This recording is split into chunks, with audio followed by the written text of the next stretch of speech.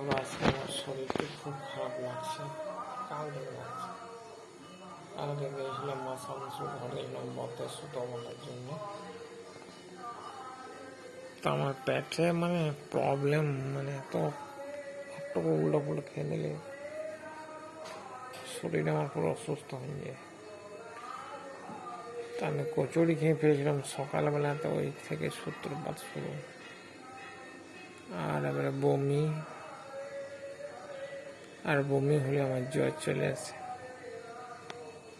তো তারপর আবার রাতে ঘর দুর্গাপুর আসার পথে রানিংয়ে যখন ওষুধ ডাক্তার দেখালাম, ডাক্তার দেখায় রাত্রে আবার বিশাল জ্বর চলে এলো, গা হাত ব্যথা জ্বর।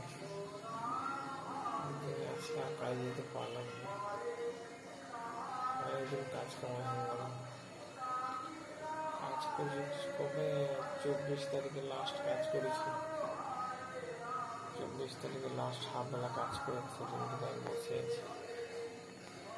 আর সামনে বিয়ে বাড়ি আছে, সমস্যা জ্বরে গা হাতগুলো পুরো শিশিয়ে করছে। জ্বরের ওষুধ নিয়ে এলো, দেখি জ্বরের ওষুধও খাবো, রুটি খেয়ে নি। জ্বরের জন্য অবস্থা খারাপ হয়ে গেল।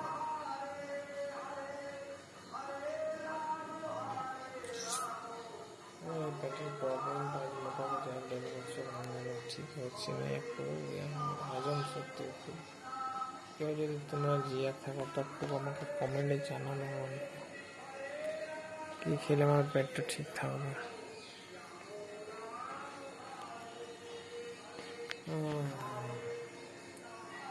হাতগুলো শিশি করছে, ঠিকঠাক